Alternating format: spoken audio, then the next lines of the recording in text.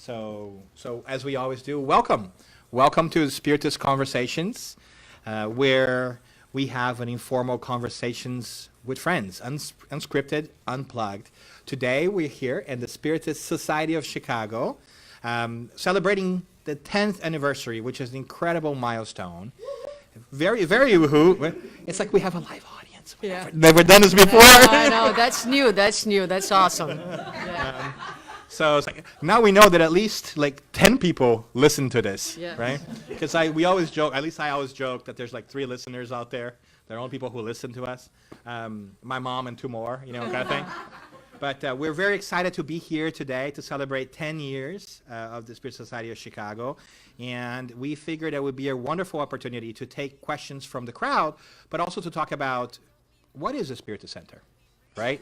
And so we had some conversations earlier today about that, about this beautiful labor of love that has taken place here for 10 years. And I'm a little bit wowed by the fact that we're indoors, warm, a guy from California, a gal from Miami, and there's snow out there and we can see it. And we're like, oh, okay.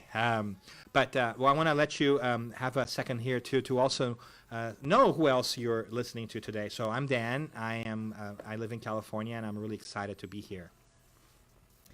Hello, everybody. My name is Suzana, and I am from Miami. And I'm also very excited to be here. It's the first time that I'm speaking today. So let me just take a second to congratulate you all in the celebration of the 10th anniversary. I was here 2 years ago, I believe, in 2016. So it's been a long time, but I'm delighted to be here. Thank you for allowing me to be part of this. And just excited to be here with Daniel as well. Participating with that, and Daniel and Daniela, Dan, double Dan, and I'm right in the middle. Hi, everyone. I'm Daniela, and I live here in Chicago, and I participate here at the Spiritist Society of Chicago, which I'm very happy about. And I'd like to give a big thanks to Suzana and Daniel for being here with us today and for all the support throughout the 10 years that we are here.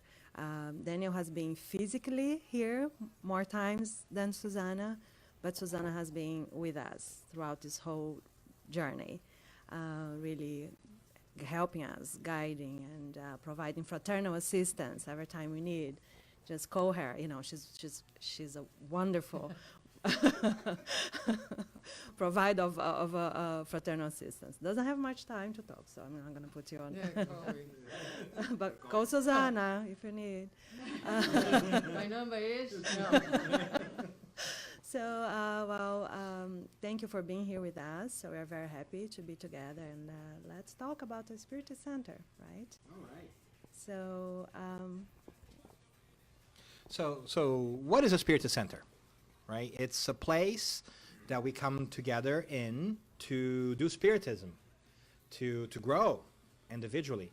And it's kind of hard to tell you exactly what it is because no Spiritist Center is alike, right? Just like Spiritism tells us that we need to find our own path and grow in learning in general, each Spiritist Center may look different and may have different activities because the group that got together there decides that they want to focus on this or on that, which I think is somewhat confusing sometimes for people because you never know what you're going to get in the sense of, some people have a meeting that might be 30 minutes long, and other one must be an hour and a half long, and some of them have prayers in the beginning, and some of them have prayers in the beginning and the end, and some, so it really depends. So we always encourage people to get to know their Spiritist Center and find one that fits their personality and their style. And so the key thing for me is a place where we come to learn and practice Spiritism. What I think is most beautiful about it is that no one in a Spiritist Center is ever making money off of it. It's a completely 101% voluntary endeavor. I say 101% because most of the times we are coming here working and we are helping sustain it financially. So it's actually sometimes expensive to be a Spiritist because you end up like working and paying for it. But somehow we end up happy about it, right? Which is questionable at best, right? But then again, this is where we are. So what else, Suzana? What do you think is noteworthy and interesting for us in general?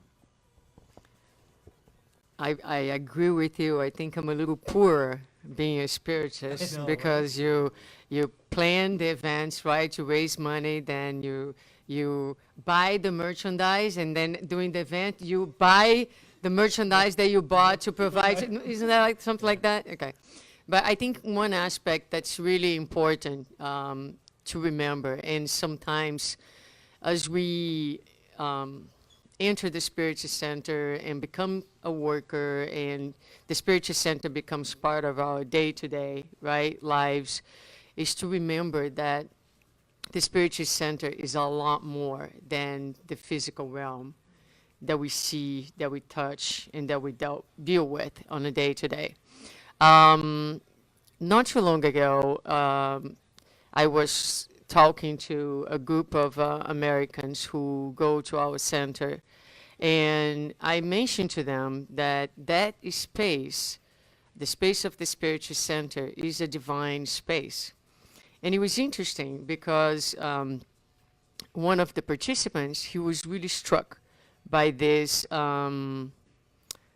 statement, and he's studying with us, and he started to do some lectures, and he's very excited about spiritism. And so as people comes into the Spiritual Center, he reminds them. He says, hey, remember, this is a divine place, so it's a sacred space. And sometimes we lose a little bit sight of that. So this is a temple, a physical space for connection with one another. Yes, I think spiritual centers do a better service if they are joyful places, places where we can be with one another, like Daniel have said, share, nourish our souls through our physical and social contact. But there is a lot of things that go on that we don't see, that require a position of respect and an awareness. So, when we enter a hospital and people are being treated, right? You can talk, you can smile, but you don't yell. You behave in appropriate ways to favor all the healing that is going on in that place. And the spiritual center is very much like this. So sometimes we forget, for instance, that during our public meetings, right, there's a lot of healing taking place.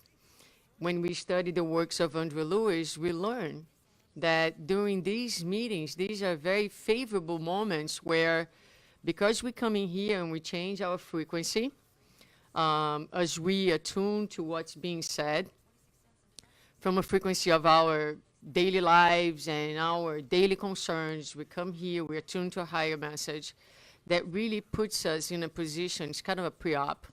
It prepares us for the interventions that are often done in our pure spirits, in our energetic beings throughout. A lot of people put an incredible emphasis on the work of passes, which have their place, and for sure. But they forget that during the public meetings, we are being attended. A lot of people are very concerned about becoming mediums and participating in mediums group. And they forget, for example, that if you are selling the book right there to someone, and you are attuned to what a spiritual center truly is, you know that the good spirits are right there with you. And if you are in a position of service and attunement, the person comes to you and said, I'm very depressed. I need something that can help me. And the spirits will tell you which book will best serve the person in that moment, right? So there are all these aspects, Daniel, that a lot of times we tend to get a little distracted and underestimate, perhaps, the importance of our behavior and the awareness of what a spiritual center truly is. Yeah, no doubt. And that leads me to, you got me going here. Suzana, because you're talking about the activities and everything else. And maybe one thing that we can talk to is what kind of activities, what kind of different activities take place in a Spiritist group, right? So Suzana just talked about two at least, right? She talked about the public meetings where we have here, and you just can come and be a part of this. Again, there's no charge ever to be part of a Spiritist group, right? So what we generally have in the Spiritist groups, I think one thing that's kind of common is there will be a talk at one point in time of somebody trying to explain a little bit about what Spiritism is or what it teaches us, right? And if you're listening to this, chances are you have an inkling, right? But we can talk more about what Spiritism is some other time. So you have that. And then Suzana also mentioned mediumship, right? Which is something that a lot of people want to understand. They want to become mediums. They want to be able to more fully actively register the presence of the spiritual world and connect with the spirits. And sometimes we forget that we're all spirits, so we're already connecting with each other. So at the end of the day, there should be no distinction whether the spirit's wearing clothes, right, physical body or not. But there's that. So we also study mediumship oftentimes in the Spiritist group because Spiritism offers particular insights about mediumship in general, right? Maybe a topic for another conversation. Which is another thing we do. We have these conversations and we say, oh, a topic for another one, and we never go back, but we need to do that. That's right. And so there's the talks, there's the mediumship. She also talked about passes, right, which is basically a laying of hands that helps us rebalance our energies. What are the kind of things you can think of? Daniela talked about fraternal counseling. Oh, yeah, fraternal counseling. Right? Danny, tell us a little bit about that. Well, before going to fraternal assistance, going with what you mentioned you emphasized in your talk, and what Suzana mentioned, the importance of knowledge, right, of studying. So in order to understand what a Spiritist Center is, what exactly that we do here, right, what all these aspects that Suzana mentioned of the spiritual side, how we interact with the spiritual side. So we have all the resources that Spiritist offers us, starting with the foundation, which Allan Kardec brings us, and all the books by Andrea Lewis and other very important material that gives us this foundation, this knowledge, right, that we need in order to truly understand and benefit, right, of what happens here at the Spiritist Center. So, and fraternal assistance is nothing more than a dialogue, really, a conversation, right? There are trainings that the volunteers go through to be better prepared, qualified to provide this service. That is one of the activities at the Spiritist Center. And as Daniel mentioned, all activities are free of charge, and there is no catch. Right? It's important to mention that. And fraternal assistance is one of them, right? Actually, can I chime in really quickly here? Sure. Did we say that all activities are no charge? Yeah, but feel free to donate money to your Spiritist Center because the group needs. You got to pay rent. Just want to make sure, like, no charge. Yeah, you don't need to pay anything, but somebody's got to, right? So if you can, and if you can help, look for somebody and say, hey, can I help? Because, there's rent, there's water, there's, everything else that takes. Oh, Chicago, there must be heating too. Yes. Ooh, I don't know what that bill looks like. I think our equivalent is the AC bill. You guys are probably the heating bill. But anyways, just want to point it out there. Just because it's no charge doesn't mean you can't help financially, right? Thank you, Daniel. So again, it's a conversation. The trained volunteers will sit down with whoever feels that perhaps they're going through a moment of facing some challenge and would like to have an understanding of a different perspective, right? Because we many times can reach some roadblocks in our lives, and so it's what we provide. So it's not a session of therapy. It's not a psychological session, right? But it's a therapeutic in a sense that we sit and we have a conversation and trying to understand and bring some light and on whatever the issues we may be facing from the spiritual perspective. right? So, and it's also very important to mention that all of that is done with confidentiality. Thank you. And so it's right. We don't leave the fraternal assistants sharing with everyone what happens in the session, right? So that's important too. Yeah, I wanted to just mention something, because I said fraternal counseling, and fraternal assistance is a better term, because we are not counselors. We don't do counseling in any professional way. It's kind of a habit of language more than anything else, but I think that's an important distinction to be made. And Daniel started talking about how the Spiritist centers can be and can look very differently. So how about, I mean, if we share a little bit of what our Spiritist centers provide, so people can have a sense of like how different the activities can be. Great. Do you want to start? Sure, sure. Yes, I think I should also say here that you don't have to go to a Spiritist center, right, to learn Spiritism. You can do that at home. As a matter of fact, I never really went to a Spiritist center until I was probably like 25 years old, because a lot of my Spiritist upbringing was reading and talking to my parents at home about things, right? But it's a wonderful idea to go to a Spiritist group, because you can interact with other people, right? And so when I was a little bit older, I was by myself. You know, it was great to go talk to people who have the same interests. But so for me out there in San Diego, I am more active in, and there's 3 groups in San Diego. Every once in a while I try to kind of go around and visit folks. But for our group, the Spiritist Society of San Diego, we're a very small group, and we do all our activities in English, and we're like a room like this size, right? And what we do have is we have a lot of focus on the study groups. It's kind of like our bread and butter. We do mediumship as well, so we have 2 mediumistic groups with a 3rd one studying. Even though we're kind of small, we tend to kind of lean towards that just because it kind of happened. And we do study groups for the different books, right? Starting with the codification, Spirit's book, and everything else. And then we have 2 public activities that we call, one of them are Therapeutic Tuesdays, which is a 30-minute, a 20-minute talk about, you know, a topic. Generally is a chapter of the Gospels according to Spiritism, something uplifting that helps us understand. Then we have a little guided meditation for another 5 to 10 minutes. Then we have passes, and that's it for Tuesday. In 45 minutes, we're kind of done. We're doing the same on Sundays. We started a new activity on Sundays because folks wanted to do the weekend. So it's kind of similar too. But the bulk of our part is like small study groups, right? Which is, you know, a little bit different than than Suzana's group is.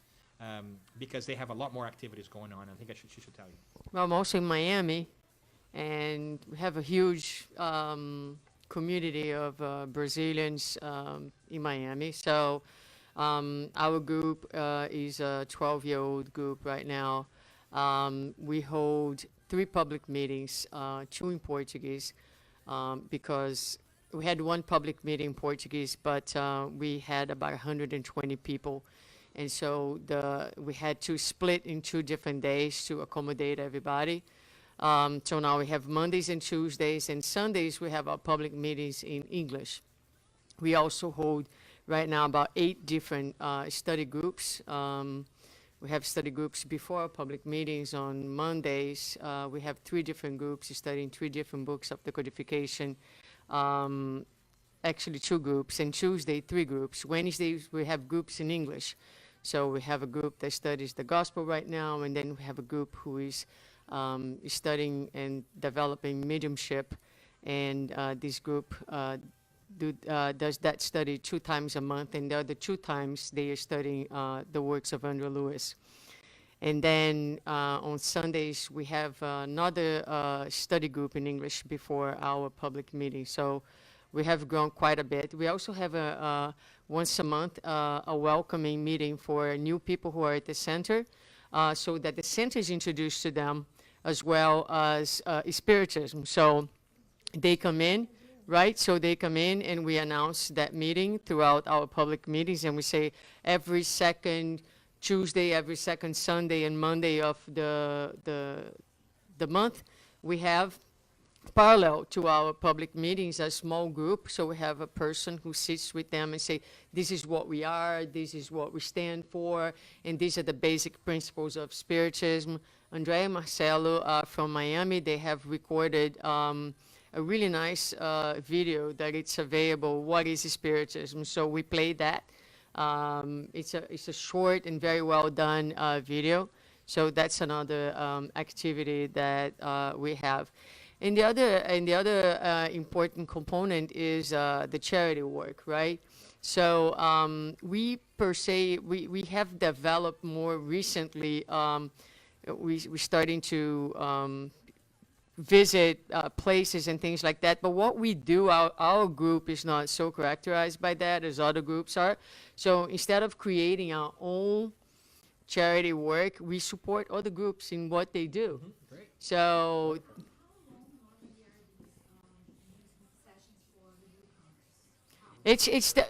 she's asking how long are the sessions for the newcomers. It's the length of the public meeting. So while the public meeting is going on, which is usually an hour, we separate those people and just sit with them and have for that same length of time.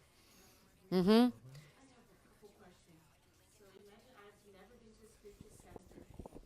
Say your name.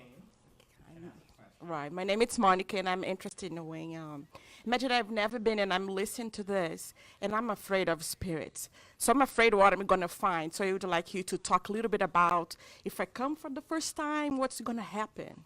And second question is, if I'm interested, where do I find a Spiritist Center? How do I figure out if there is one close where I live that I could go to? All right. So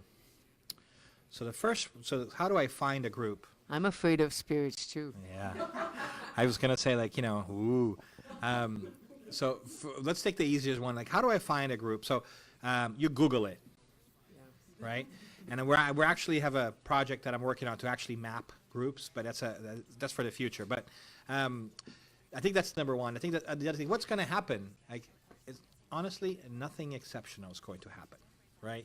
The Spiritist group is not a place where you come in and there's going to be Spiritist communication for you, right? A lot of people actually come looking for that and say, hey, can I get a message from the spirits? And that's why I'm here. Where do I see the spirits that showed up? Show me where they are, right? I'm going to tell you that a vast majority of Spiritist groups are going to say, nice, that's wonderful that you want to know more. Have you read anything? Here's a book.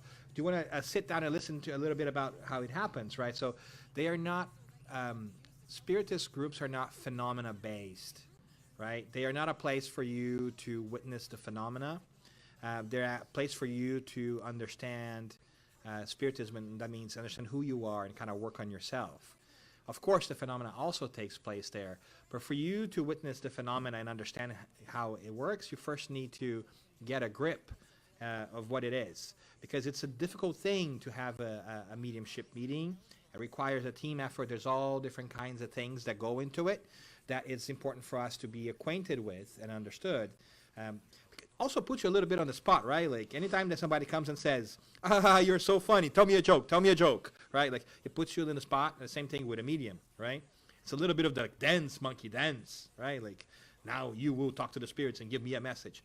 It doesn't happen that way, right? Most of the time, right? There's some exceptions, but so nothing exceptional is going to happen from a like splash. But something exceptional will happen is maybe you'll find some nourishment and some answers, and maybe you start making more sense of the world around us. And I think that's the real miracle. But let's ask these folks over here. Yeah, you Google it. I would like to mention the United States Spiritist Federation. Okay, so there is a federation. There are a few federations in this country. The Spiritist Federation of Florida, the Tri-State.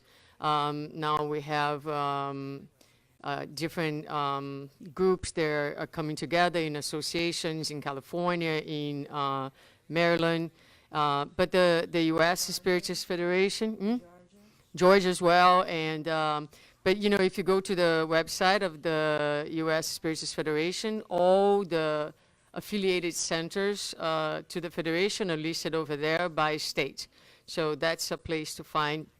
I would like to mention the United States Spiritist Federation and thank them for their support for this event as well, as they are sponsoring my trip here.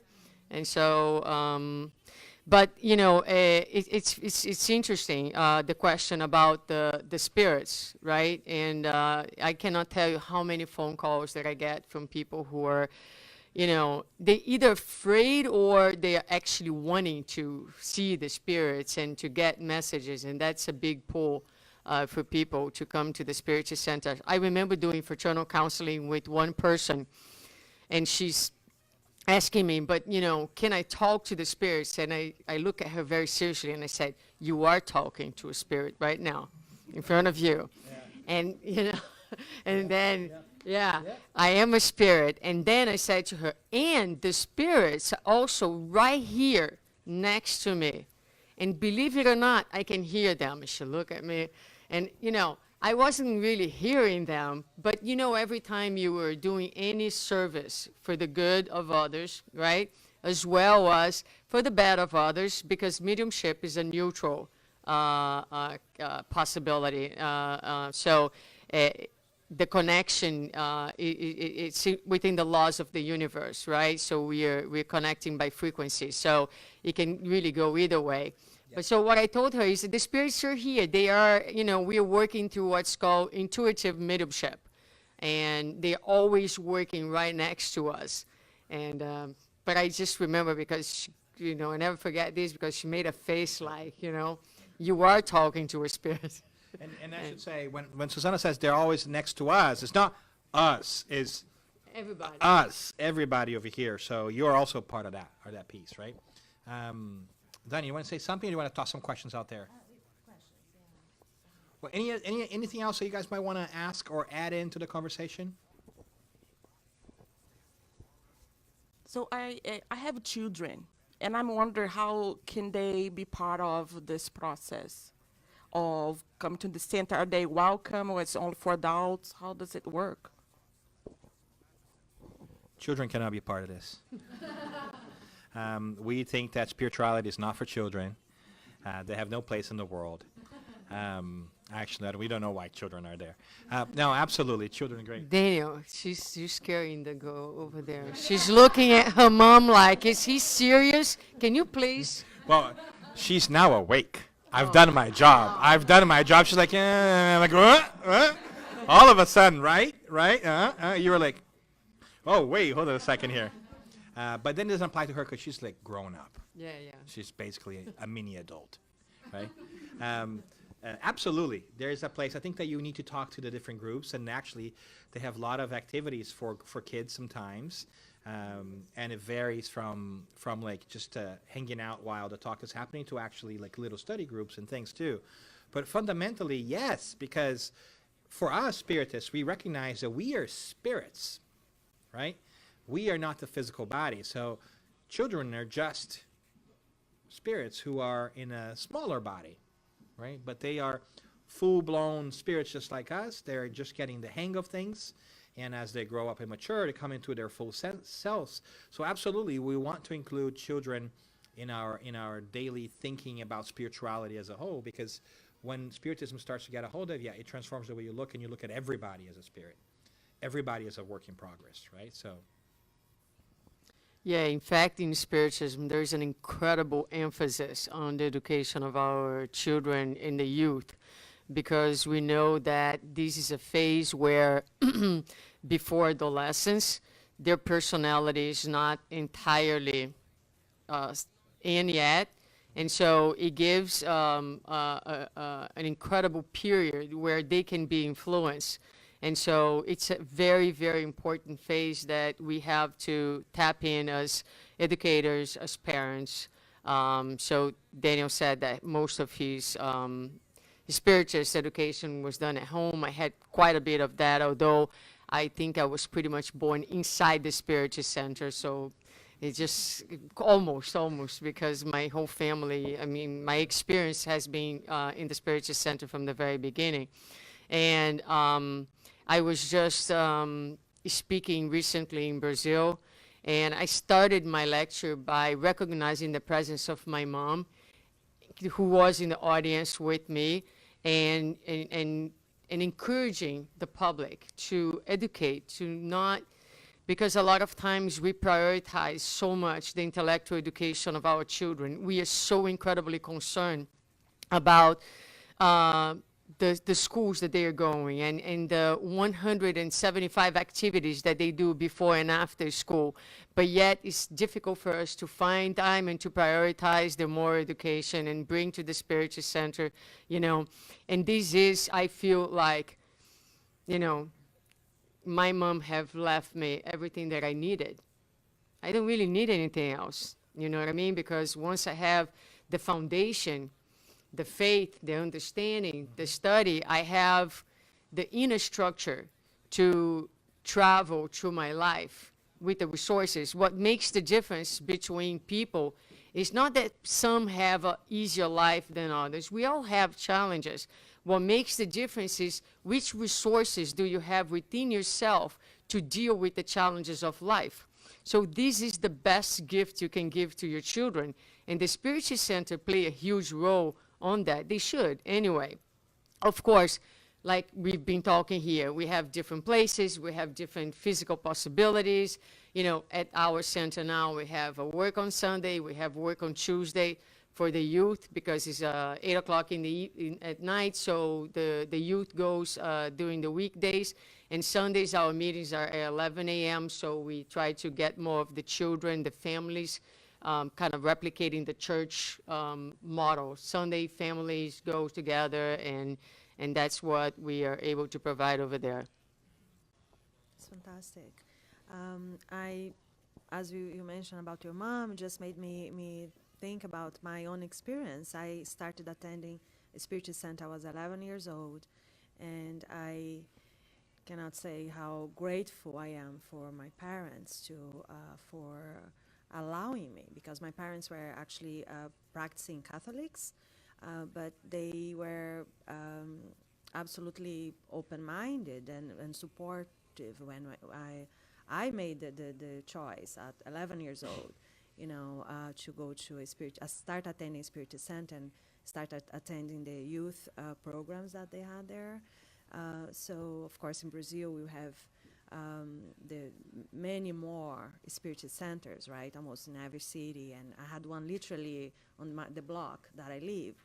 So I was 11 and I could walk there by myself. So it's a bit different, our reality, right? But so it's extremely important for the groups to provide those opportunities, right? So really quickly, just want to point out something very important, not so much. So this one was almost born in a Spiritist Center. This one at 11 wanted a Spiritist Center. At 11, I wanted to be a ninja.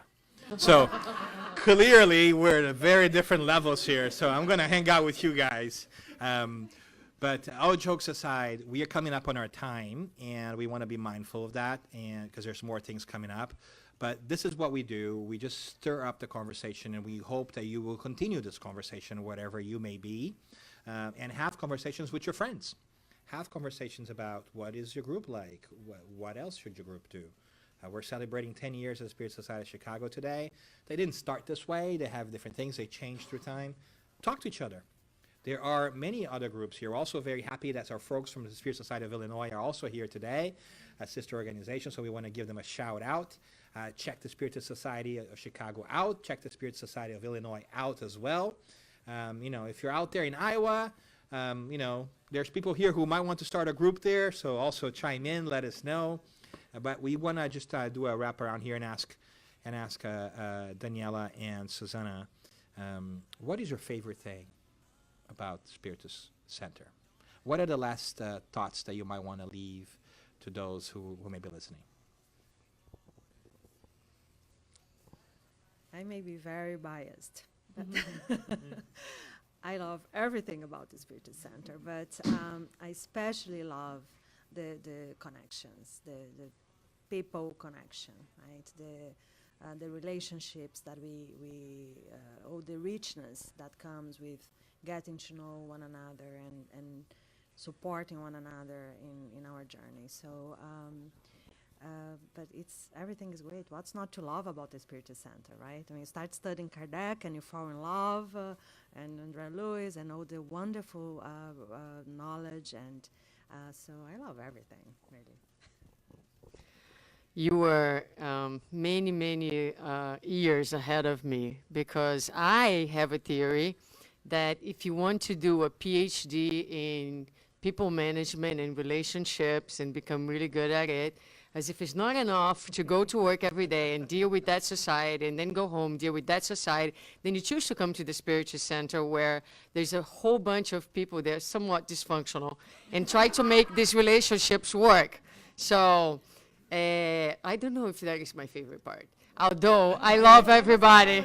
So I'm just like, somebody told me yesterday that loved me, but for my transparency, I'm being very transparent. I think that that's one of the major challenges that we find in the Spiritist movement, and I'm going to talk about that, is relating, right? We are awesome about doing talks. We are awesome in our charitable work, and we are like okay in the realm of relationships. But yes, I do love that too. It's a joke. I mean, I do have in the Spiritist Center my spiritual family, and you know, it's hard to imagine my life without them. But for me, the most fascinating aspect of the Spiritist Center and what the Spiritist Center and Spiritism offers is the miracle of transformation. Is to witness someone to walk in completely destroyed, completely devastated, and completely without faith, in a position of scarcity and need, and see the journey of that person from someone who doesn't think that has anything to offer and need to receive, to become someone who understands and become aware that he or she too has something to offer to the world. And so the empowerment that comes with the journey within the Spiritist Center, and along with that, one of the most fascinating and seducing things about Spiritism is that Spiritism puts the power of happiness within one's hands again. So you believe through the study of Spiritism in the Spiritist Centers that you learn that the power for happiness lies within you. You don't need really anything else. It's all within you. So, you know, I think it's a huge shift. It's a gift. It's a gift that we get from this experience in the Spiritism brings, but that Spiritist Center facilitates, right? So it's the place where you can read, but you know, when you come together to study, to discuss, that reading goes at a much, you know, takes a much deeper level. Yep. Yeah? And you gather the experience and the point of view of others, so it really adds to your learning and your experience. How about you? Yeah, I think you nailed it. I don't think I can do better than that or add anything Probably else. not. Probably not. For sure not. So I just want to just echo the last part, specifically what she said. I think she really honed in beautifully on the transformation piece, right? That's what we're here for. So I can't add to that at all. But I think that what I really like is the different perspectives. Is coming in and hearing people who read maybe the same book I did, or maybe the same passage of the book I did, and they have a different take on it. And I'm like, whoa, I did not think about it that way. And I find it incredibly fascinating and motivating and interesting, because I could never have thought about it that way. Even if I end up not ultimately like taking that perspective in and making it my own, I still love that I was exposed to that and made me think differently about the world in general. And I honestly think that the only way that we can grow is when we consider what's different than us, right? So the Spiritist group does give us a sense, a safe place to do that in, right? Because everybody's trying to get it right. So it's a really wonderful opportunity to grow and learn. So, and I hope that that's what you do here too. And we know that actually that's what you do here. So we're really excited about that. We want to congratulate the Spiritist Society of Chicago's 10th anniversary one more time. We want you invite to keep coming back to get to know more about the Spirit Society of Chicago, who's on the web at a very creative web name, SpiritistSocietyofChicago.org. And you can also very creatively find it on Facebook under the Spirit Society of Chicago. But we also want to invite you to get to know, if you are still listening, the Spiritist Conversations, which is what we do here. We have an incredible amount of programs recorded. There might be like 9. And so, or something like that. So stay tuned. And if you have questions, let us know. But keep talking amongst yourselves too. And one more time, congratulations. And we hope to hear from you again soon. Yeah. Thank you. All right.